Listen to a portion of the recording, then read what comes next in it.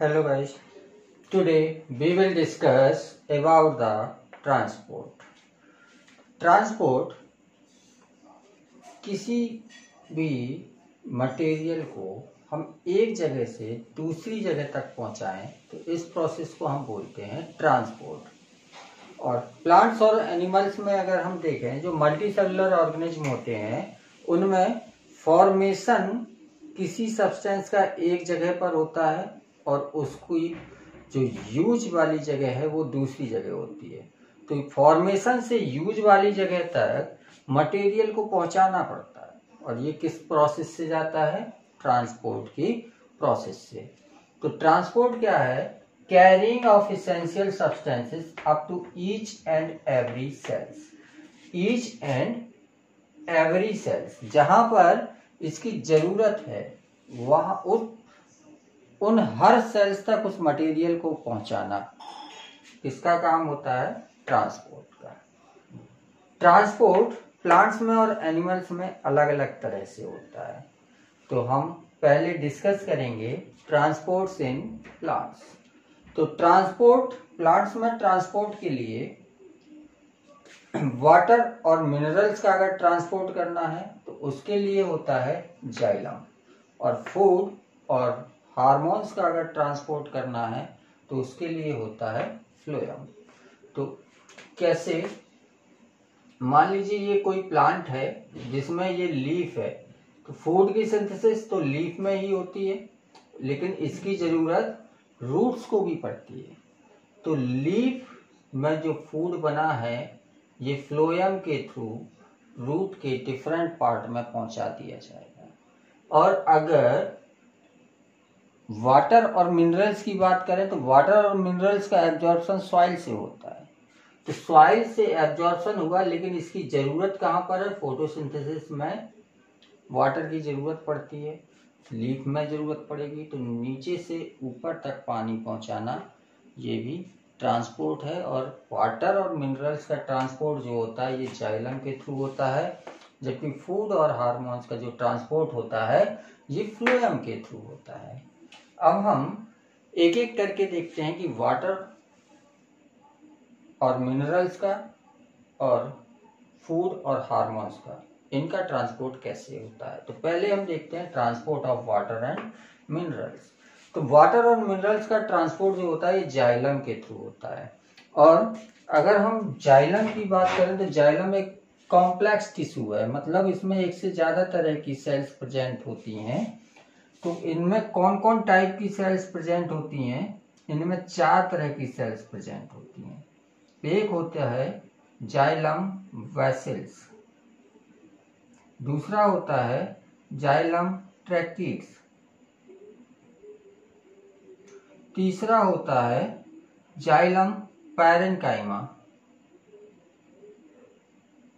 और चौथा होता है जाइलम फाइबर्स, जिसमें पैरेन्काइमा और फाइबर्स ये सपोर्टिव टिश्यू होते हैं, जबकि बेसल्स और ट्रैकिड्स जो होती हैं ये कंडक्टिंग पार्ट का फॉर्मेशन करती है, मतलब इनके थ्रू वाटर और मिनरल्स का कंडक्शन होगा। और इसमें जाइलम ट्रैकिड्स, जाइलम बेसल ये दोनों डेड होंगी, जाइलम फाइबर्स ये भी डेड होंगे, और पैरेन्काइमा जो होती है ये लिविंग सेल्स की बनी हुई होती है। तो जाइलम का जो मैक्सिमम पोर्शन है ये डेड होता है। जाइलम वेसल डेड है, जाइलम की ट्रैकिड्स डेड है, फाइबर्स डेड है, लिविंग केवल इनमें पैरेन्काइमा होता है। तो दो को तो हमें ज्यादा डिटेल में नहीं जाना है, लेकिन वेसल्स और ट्रैकिड्स को हम थोड़ी सी डिटेल में देखते हैं। अगर हम जाइलम वेसल की बात करें तो जाइलम वेसल्स में सेल्स जो होती हैं ये वेसल्स के फॉर्म में एक के ऊपर एक अरेंज होती हैं। ये इसको हम उसी तरह से समझ सकते हैं जैसे हमारे घरों में ड्रेन पाइप होते हैं, एक के बाद एक पाइप जोड़ देते हैं और उनसे ड्रेनेज निकलता रहता है। और उसमें अगर कहीं ब्रांचिंग की जरूरत है तो साइड पाइप लगा के उसमें ब्रांचिंग भी दे सकते हैं। इसी तरह से जाइलम वेसल्स भी ड्रेन पाइप की तरह एक के ऊपर एक अरेंज होंगे, या इनमें साइड ब्रांचिंग भी हो सकती है।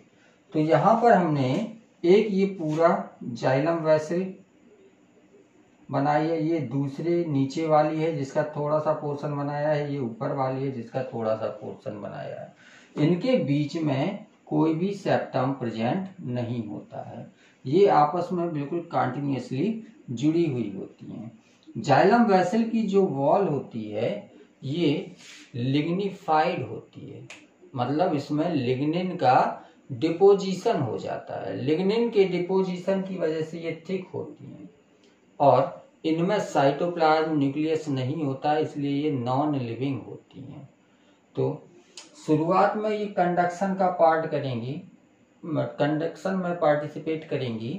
बाद में क्या होता है कि जब नई जाइलम बन जाती हैं तो ये बेकार हो जाती हैं, ये टोटल लिग्निफाइड हो जाती हैं और प्लांट्स को स्ट्रेंथ प्रोवाइड कराने लगती हैं। प्लांट को स्ट्रेंथ चाहिए, सीधा खड़ा रहना होता है, बहुत ऊंचे ऊंचे प्लांट होते हैं उनको सीधा खड़ा होना पड़ता है, तो मैकेनिकल स्ट्रेंथ उनकी अच्छी होनी चाहिए। तो बाद में ये पूरी तरह से ब्लॉक हो जाएंगी लिग्निन से और मैकेनिकल स्ट्रेंथ प्रोवाइड करने लगेंगी।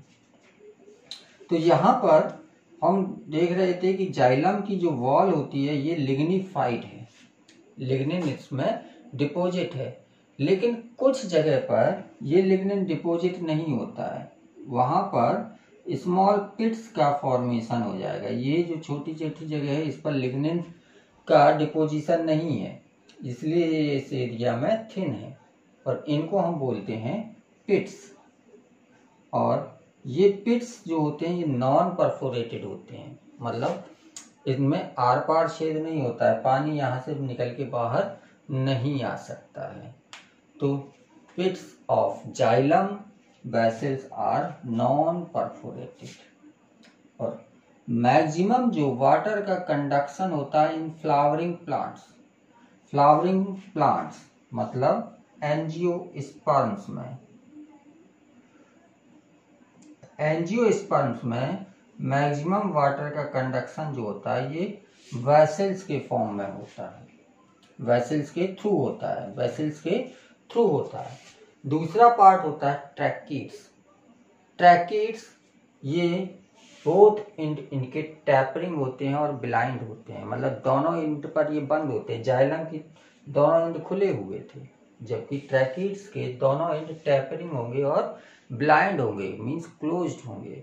और इनमें स्मॉल पिट्स होते हैं जो कि परफोरेटेड होते हैं, इनके थ्रू वाटर का कंडक्शन होता है, एक ट्रैकीड से दूसरी ट्रैकीड में वाटर जाता है, ठीक है। एंड्स के थ्रू वाटर नहीं जाएगा क्योंकि एंड्स इसके क्लोज्ड हैं। और जाइलम वेसल और जाइलम ट्रैकीड्स ये दोनों एंजियोस्पर्म में प्रेजेंट है, लेकिन एंजियोस्पर्म में या फ्लावरिंग प्लांट्स में मैक्सिमम कंडक्शन किसके थ्रू हो रहा है, वेसल्स के थ्रू। नॉन फ्लावरिंग प्लांट्स में जाइलम वेसल अब्सेंट होती हैं, xylem vessel non flowering plants में जिम्नोस्पर्म वगैरह में नहीं होती हैं, उनमें जो कंडक्शन होगा वो ट्रैकीड्स के थ्रू होगा। तो नॉन फ्लावरिंग प्लांट्स में कंडक्शन ट्रैकीड्स के थ्रू होता है, जबकि फ्लावरिंग प्लांट्स में वाटर का मैक्सिमम कंडक्शन वेसल्स के थ्रू होता है। पैरेन्काइमा की सेल सर्कुलर सेल्स होती हैं, इस तरह से राउंडेड सेल्स होंगी, और ये लिविंग सेल्स होती हैं। फाइबर्स की जो सेल्स होती हैं ये थिन और लिग्निफाइड होंगी, थिन सेल्स होंगी, ये पूरी तरह से लिग्निफाइड होंगी, ब्लॉक्ड होंगी, और ये केवल सपोर्ट का फॉर्मेशन करते हैं, सपोर्ट का फॉर्मेशन करते हैं, सपोर्ट के लिए होती हैं। अब हम आते हैं mechanism of transport of water. Water का ट्रांसपोर्ट एंजियोस्पर्म्स में कैसे होता है, फ्लावरिंग प्लांट्स में कैसे होता है, तो उसके लिए हमें थोड़ा सा रूट और शूट की एनाटॉमी का भी पता होना चाहिए। तो यहाँ पर हम इन शॉर्ट एनाटॉमी बताते हैं कि जो रूट होती है, रूट में सबसे बाहर की ओर जो लेयर होती है ये होती है एपिडर्मिस की। इस एपिडर्मिस की लेयर में कुछ सेल्स जो होती हैं ये इलोंगेटेड हो जाती हैं और रूट हेयर का फॉर्मेशन कर लेती हैं, रूट हेयर्स का फॉर्मेशन कर लेती हैं। और यही रूट शेयर होते हैं जो वाटर एब्जॉर्प्शन के सरफेस एरिया को इंक्रीज कर देते हैं। वाटर एब्जॉर्प्शन के लिए सरफेस एरिया को बढ़ा देते हैं। इसके अंदर की जो सेल्स होती हैं ये पैरेन्काइमेटस सेल्स होती हैं और इस पोर्शन को हम बोलते हैं कॉर्टेक्स। इसके नीचे बैरल शेप सेल, ढोलक की तरह सेल होती हैं जो लेयर बनाती हैं इंडोडर्मिस की। और इन इंडोडर्मिस की सेल्स में कैस्पेरियन स्ट्रिप्स प्रेजेंट होती हैं, मतलब इनकी वॉल इतनी थिक होती हैं कि इनमें वाटर आसानी से अंदर नहीं जा सकता है। एक्सेप्ट फ्यू सेल्स, इनमें कुछ सेल्स होती हैं जिनकी वॉल थिन होती है और इन सेल्स को हम बोलते हैं पैसेज सेल्स। और ये पैसेज सेल इसलिए बनती हैं कि यहाँ से जो पूरा पानी आ रहा है ये जाइलम की तरफ डायरेक्ट हो जाए, इधर उधर ना फैले, नहीं तो ज्यादा काम करना पड़ता है। तो काम बचाने के लिए इसमें मैक्सिमम सेल्स में कैस्पेरियन स्ट्रिप्स प्रेजेंट होती है एक्सेप्ट पैसेज सेल। और ये पैसेज सेल जाइलम के पास में सिचुएटेड होती हैं। ये जाइलम का क्रॉस सेक्शन है, जाइलम। और जाइलम के पास में फ्लोएम प्रेजेंट होता है और ये फ्लोएम फूड के कंडक्शन में हेल्प करेगा। तो हमें यहाँ केवल जाइलम से मतलब है। तो ये क्रॉस सेक्शन है, जैसे ट्रैकिस था इसका ये क्रॉस सेक्शन है। इस तरह से काट के देखेंगे हम, ऐसे रख के, ऐसे काटा और ऐसे रखा तो ये इस तरह की दिखाई देती है। ये इनके बीच का ल्यूमेन है जिसमें पानी पहुंचेगा। तो यहाँ पर वाटर का एब्जॉर्प्शन, वाटर सॉइल और रूट्स है तो ये सॉइल के अंदर होगी, सॉइल में वाटर और मिनरल्स प्रेजेंट होंगे। ये यहाँ से जाइलम वेसल्स तक कैसे पहुंचता है, सबसे पहले हम इस प्रोसेस को समझते हैं। ऑस्मोसिस की प्रोसेस में क्या होता है, वाटर का मूवमेंट होता है from lower concentrated solution to higher concentrated solution. तो बाहर जो सॉइल है इसमें वाटर ज्यादा होता है और मिनरल्स कम होते हैं, तो इसका कंसंट्रेशन हो जाता है लोअर, और ये लोअर कंसंट्रेटेड सॉल्यूशन बन गया। और जो रूट हेयर वाली सेल्स है इसके अंदर साइटोप्लाज्म होगा, साइटोप्लाज्म में मिनरल्स ज्यादा होते हैं जिसकी वजह से इसके अंदर का कंसंट्रेशन ज्यादा हो जाएगा। और ऑस्मोसिस में क्या होता है, सेमी परमिएबल मेम्ब्रेन के थ्रू लोअर कंसंट्रेटेड सॉल्यूशन से solvent particles higher concentrated solution की तरफ जाएंगे। तो सॉल्वेंट क्या है यहाँ पर, वाटर। तो बाहर है लोअर कंसंट्रेशन, अंदर है हायर कंसंट्रेशन, तो वाटर के मॉलिक्यूल्स रूट सेल के अंदर चले जाएंगे, रूट हेयर के अंदर चले जाएंगे। अब जब पानी इस सेल में मिक्स हो गया तो इसका कंसंट्रेशन कम हो जाएगा, बगल वाले का ज्यादा होगा, तो ये वाटर अगली सेल में चला जाएगा। इसी प्रोसेस से ये कॉर्टेक्स की सारी सेल्स में ट्रांसपोर्ट होता चला जाएगा और कॉर्टेक्स की सेल्स में ट्रांसपोर्ट होते होते ये एपिडर्मिस की लेयर तक, इंडोडर्मिस की लेयर तक पहुंच जाएगा।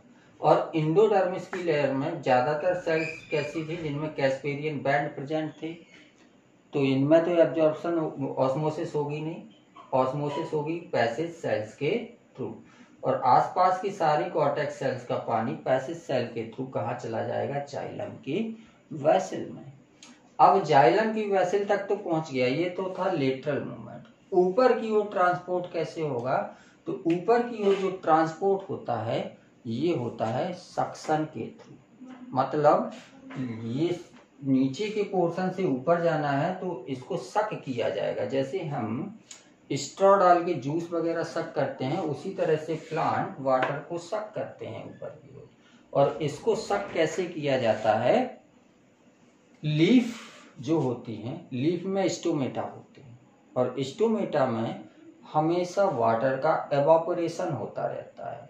जब स्टोमेटा में वाटर का एवापोरेशन होगा तो स्टोमेटा की सेल में पानी की कमी हो जाएगी, और पानी की कमी हो जाएगी तो वहां पर कंसंट्रेशन पानी का या जो सॉल्यूशन है उसका कंसंट्रेशन ज्यादा हो जाएगा। ज्यादा सॉल्यूशन का कंसंट्रेशन हुआ और स्टोमेटा की सेल में, तो वो क्या करेगा, अपनी बगल वाली सेल से पानी ले लेगा। बगल वाली सेल में कंसंट्रेशन कम होगा, स्टोमेटा की सेल में ज़्यादा होगा, क्योंकि स्टोमेटा की सेल का पानी निकल गया, सॉल्वेंट कम हो गया, सॉल्यूट ज़्यादा हो गया, तो कंसंट्रेशन ज़्यादा हो जाएगा। तो स्टोमेटा की सेल क्या करेगी, बगल वाली सेल से वाटर लेगा, फिर उसमें पानी की कमी हो जाएगी, ये बगल वाली से लेगा, ये अपनी बगल वाली से लेगा, और ये जाइलम वेसल से ले लेगा।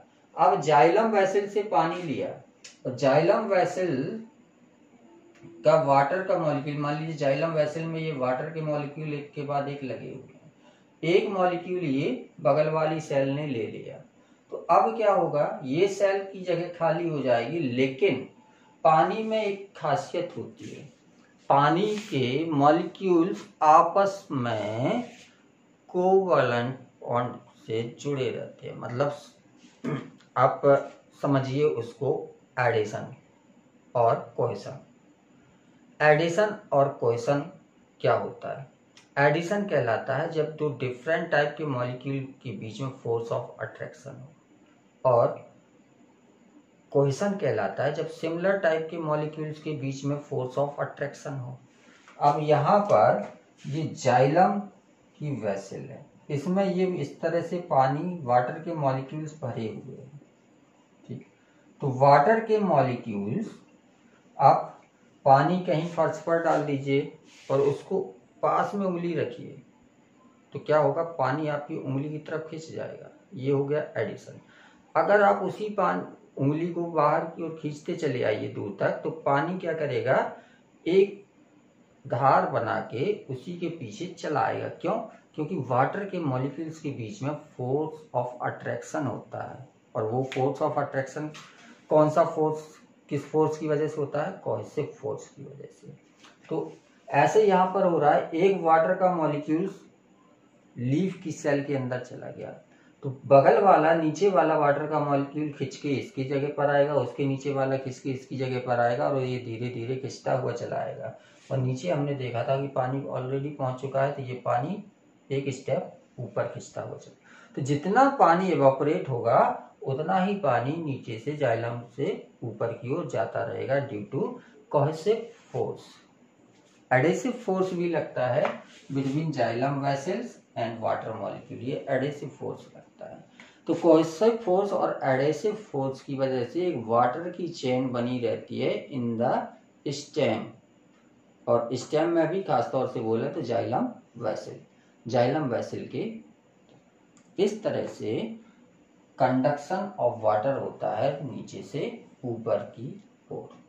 तो this is all about the transport of water and minerals through xylem. अब हम नेक्स्ट टर्न पर कंटिन्यू करेंगे कि फूड का एब्जॉर्प्शन कैसे होता है थ्रू, फूड का ट्रांसपोर्ट कैसे होता है थ्रू फ्लोएम। ओके।